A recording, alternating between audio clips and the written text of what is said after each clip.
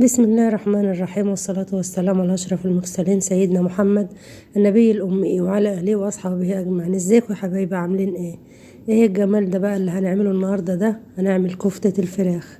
كفتة الفراخ يا حبايبي بس بطريقة تحفة. يعني أنا عملت لكم بعد ما فطرت، ما شاء الله طعمها حكاية، طعمها حلو جدا. طبعا الرواية دي انا عملتها معاكم قبل كده في الفيديوهات، فانا ما حبيتش اطول عليكم الفيديو النهارده. معانا صدر فرخة، يعني هي على حسب بقى انت عيلتك هتعملي كيلو، هتعملي نص، هتعملي صدر واحد، اللي يريحك. ده بنية يا ولاد صدر الفراخ. بصل، معانا بصلة، معانا فلفل الوان، معانا التوابل بقى. التوابل عبارة عن ايه؟ اللهم صل على حضرة النبي. بابريكا، فلفل اسود، حطيت مكعب ماجي، حطيت شوية ملح، حطيت توم بودرة، بصل بودرة، حطيت كاري، حطيت توابل فراخ، حطيت السبع بهارات شوية صغيرين خالص. التوابل اللي انت شفتها قدامكم دي كلها انا حطيتها. حطيت منها بس شوية صغيرين على البصل. احنا هنعمل طبعا البصلة والطماطم والفلفل الاول في الكبة، وهنصفي المية جامد منها عشان ايه؟ ما تبقاش الفراخ طرية معانا وتاخد مننا بقسماط كتير او فيجيتار كتير. طبعا انا فرمت البصل على الفلفل كده. شوفوا المية بقى اللي نازلة منها، هي نازلة حمرا ما شاء الله. اهي حطيت منها بقى ايه؟ شوية توابل من اللي معانا دي.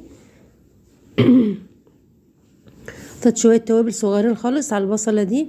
عملت الفراخ بقى بعدها، ونزلت بالبصل والفلفل والحاجة دي كلها، والتوابل اللي هي كمان عملتها. ورجعت حطيت معلقة فيجيتار او بقسماط اللي عندك، عادي خالص اي حاجة. طبعا عملتها حلوة كده بالمعلقة او بايدك. ما شاء الله ولا قوة الا بالله، حلوة جدا وريحتها حلوة، والتوابل ريحتها حلوة جدا. انا ما حطيتش توم لان انا حاطه توم بودرة وبصل بودرة في مع التوابل يا ولاد، ماشي. وطبعا زي ما قلت لكم زعتر، حطيت شوية زعتر، وحطينا الملح، وحطينا الفلفل الاسود وبابريكا. التوابل طبعا كلها قدامكم في الطبق زي ما شفتوا كده. قلبتها حلو، وطبعا كنت بقى ماسكه بقى المعلقه اللي هي الخشب اللي احنا بنقلب بها دي، وصبحتها عليها. طبعا كنا بنعصر ايدينا من المية البصل او المية الفلفل اللي احنا خرجناها دي، وعملتها بيها على شويه زيت صغيرين خالص. ماشي يا حبايبي، نصلي على النبي كتير يا حبايبي، ما فيش اسهل من كده. الطريقه حلوه جدا وطعمها روعه ما شاء الله، وريحتها كانت في الفرن تحفه. طبعا انا جبت بصله، جبت قرن فلفل، اللهم صل على حضره النبي، شويه ملح وشويه فلفل اسود، ودعكت البصله دي جامد بالفلفل الالوان والفلفل الرومي، وفرشتها، وفرشت حته زبده كمان مع الصينيه، بحيث ان الكفته ما تلزقش في الصينيه معايا. ودهنتها من البصل، الصوص اللي احنا خرجناها من البصل والفلفل، ايوه ده. دهنتها بالفرشة كده ودخلتها الفرن، ورجعت تاني خرجتها من الفرن ودهنتها مرة تانية. وفي المرة الأخيرة جبت مكعب زبدة، مشيته على ما صورتلكوش، بس أنا بقول لكم على اللي أنا عملته. مكعب الزبدة جبته ومشيته على الكفتة كده، ورجعتها الفرن تاني.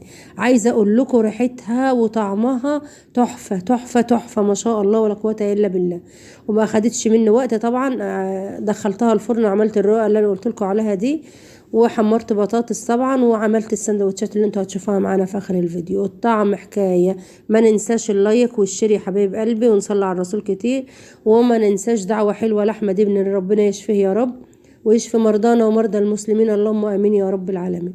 يا رب اكون ضيفه خفيفه على قلوبكم يا حبايبي. شوفوا الجمال ده، الفلفل اللي انا فرشاه في الصينيه طبعا، طعمها وريحتها تحفه ما شاء الله ولا قوه الا بالله. مره تانية هعمل معاكم برجر الفراخ ان شاء الله.